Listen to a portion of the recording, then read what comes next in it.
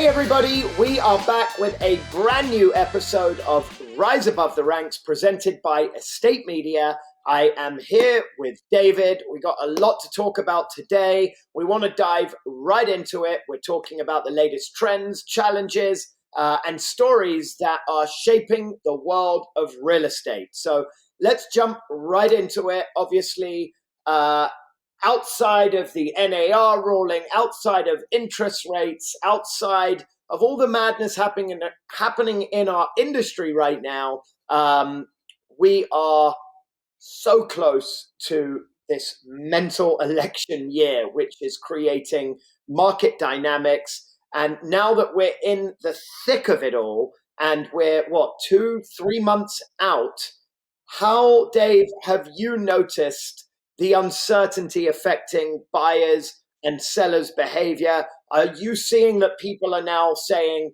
I'll hold off until after the election? Are they acting more cautiously? Let's just jump right into it because it's definitely getting closer and closer.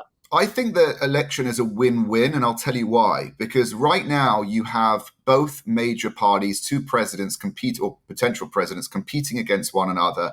This is their time to prove and deliver to the world or the country, right, what they can bring. They're selling themselves, right? So actually, I think this is a massive incentivization from both sides to deliver on what can really benefit the economy. So I really think that whoever wins, we're going to be better than good. I genuinely believe that, especially the housing market.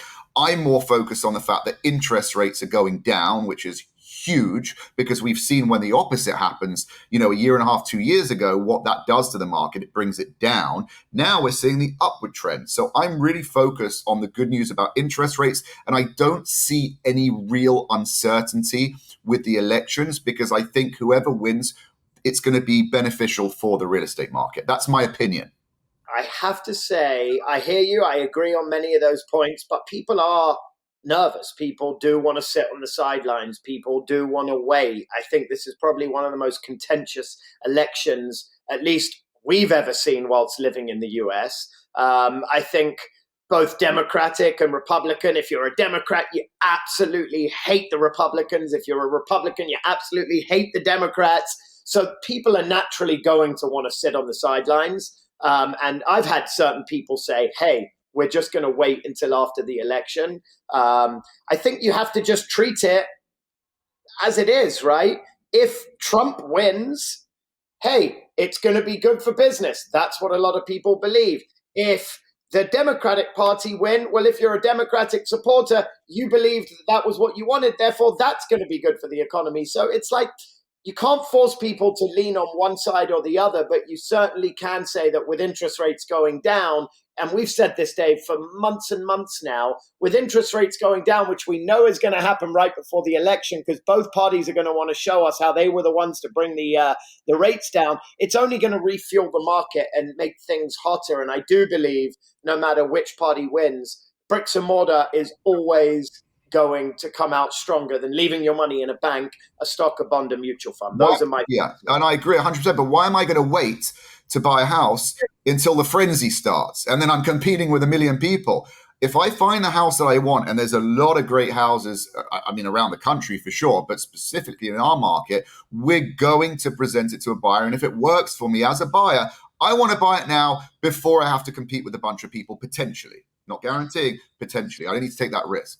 So then let's ask you this. What strategies are you using right now to reassure clients who are hesitant to make big real estate moves during the political uncertainty of an election year? I'm not going to base my decision on a large purchase, which frankly, I'm going to potentially live in with my family for the next 30 plus years, over a month or 3 months of who's going to win the election. At the end of the day, if I see a house that works for me and I can buy it without a ton of people competing with me, and it works for me, 30 years, we look at the curve on real estate, it's like that. Yes, it goes along the way, it goes up and down, but from there, at the beginning to there, it's always up. Go back decades, go back 20 years, go back 50 years, however you want to do it. It's always like that. So I'm not going to get involved in all the blips. And the benefit to me buying now is actually buying well. So if anything, without all this competition, it's always going to go up over the next 30 years. I am going to take that plunge. I'm going to buy it now because I don't need to be a sheep. I don't need to buy when everyone else is buying because that's not going to serve me or my family correct. I love that. And I agree 1000%.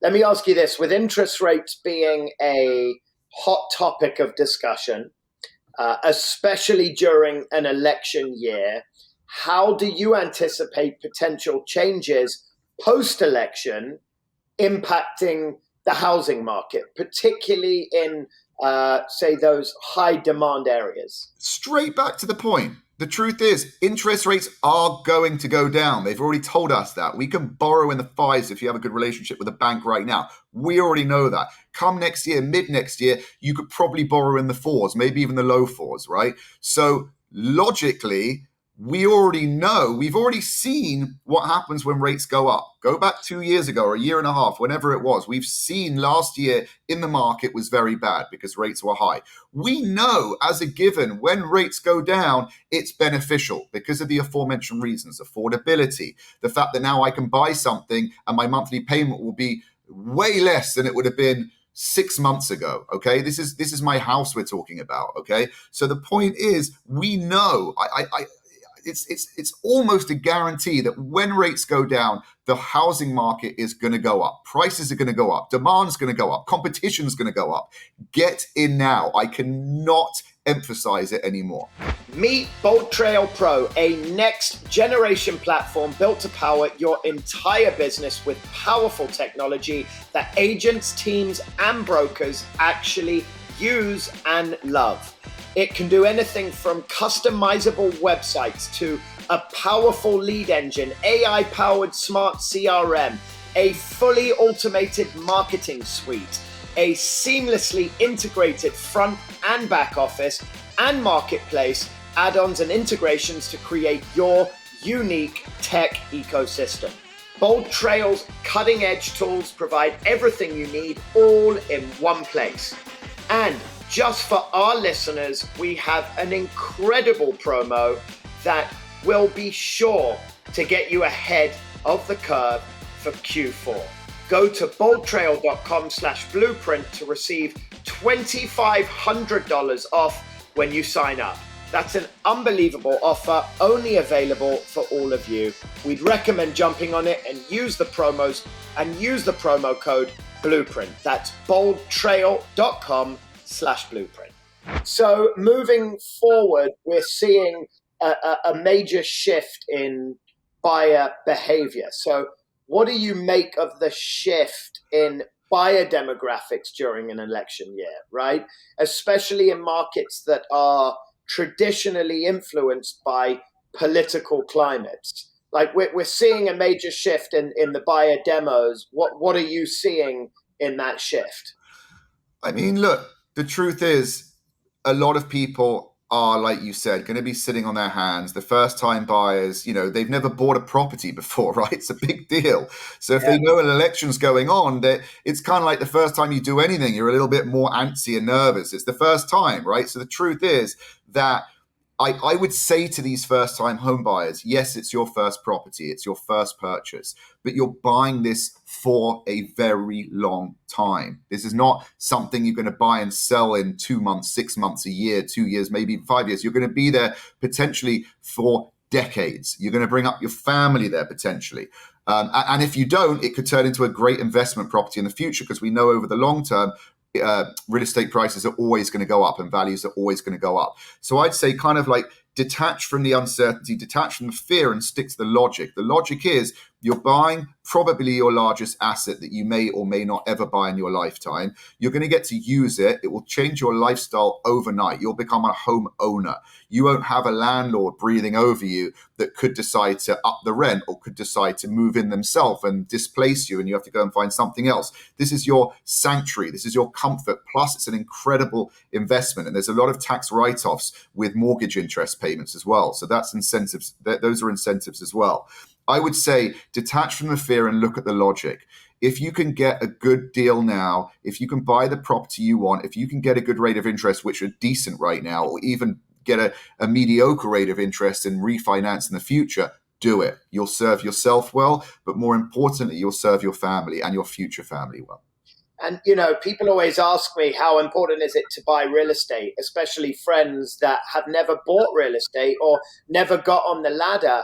The most important thing, election year or not, high interest rates or not, it's just to get on the property ladder. Even if you don't buy your dream home out of the gate, even if you have to go and get an FHA loan, a government-backed loan where you only have to put 3% down, whatever it is, even if you buy an investment property and you just about make the mortgage payment with the rent, factor in long-term growth, capital appreciation, get on the property ladder. And I think right now, election year or not, interest rates high or not, this is a great time to capitalize on a market that might be slightly down from where it's going to be in 6 months from now. Like, this is literally a time to get on the property ladder and build some equity right out of the gate. I think now more than ever, we've got to communicate value around this uncertainty of the election. So given the unpredictability of an election year, how are you now ensuring clients that they can see value in the real estate market and the decisions of buying right now versus waiting? And you've gone over it a little bit, but like if I said, give me the reasons right now, why should I buy now versus December or January, what would your answer be? Because we know interest rates are going down. We know someone is going to win the election. And frankly, I believe that whoever does win the election, there's a lot of wealthy people that are backing the Democrats and the Republicans, right? So people, it's kind of almost like really half-half. So I believe that with the incentivization of whoever is going to become the new president and whichever political party wins the election, they are highly incentivized to deliver, right? So I actually think we're in a really, really good position right now. But again, it's about, why do I want to be a sheep? Why do I want to wait for everyone else to start buying before I start buying? And then I just literally increase my competition. If I ask you this question, it's like, if you're going to go and do something, if you're going to go and do a sport, or if you're going to go and compete in anything, you want as little competition as possible, right? Because it's just going to make your life harder, especially if you're buying real estate. The more people buying real estate or looking to buy real estate at the same time as you are your competition. They're the people that will be bidding against you. They're the people that you're going to have to outbid to buy that same property that you could buy today. So don't be a sheep, be a leader. Trust the logic, trust your intuition. And if it works for you, the house, if the numbers make sense, buy it now, because the chances are you wait just a few months, you may well be paying a lot more for that same property.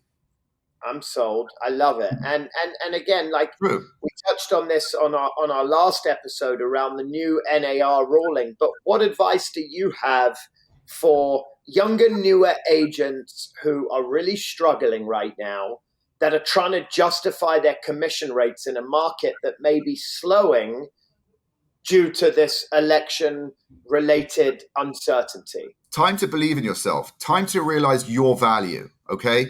If you don't believe in yourself, if you truly, truly don't believe that you are going to add more value than what the commission is going to cost to your buyer or your seller, you've got to reassess which industry you're in. Because the truth is, unless you can absolutely answer that question and have the confidence and know that your value is way more than the commission you're being paid, okay? Unless you believe that, you've got to go back to the drawing board. And you should believe that. You should know your worth. You should be researching your market every day. You should be working with buyers and sellers every day. You should be giving advice. You should be maintaining contact with your buyers and sellers every day and talking with them, checking in with them, giving a market update. The truth is, I believe that any good agent out there is worth tenfold their commission. I really couldn't have answered that better. And I agree. It all starts with you, right? If you don't believe in yourself, how on earth is a client going to believe in you? I don't think there should be a justification around commission rates. You know your self-worth when it comes to earning your commission. no paycheck comes easy. You have to believe in yourself. You have to believe in your value, and more so now than ever. So if you're not a master at your craft, get to be one. Learn your market intricately well. Understand the comps, understand your area, understand your own self-worth, and go out and absolutely crush it. That brings us to the end of this episode of Rise Above the Ranks. I want to thank you all for tuning in, watching on YouTube, Apple Podcasts, Spotify, and everywhere else you get your podcasts. And be sure to like, subscribe, and follow for more from Rise Above the Ranks and Estate Media. And leave us a comment with who you would like to see on future episodes. We hope this has been valuable and helpful to you, and we look forward to seeing you on the next episode. Thank you.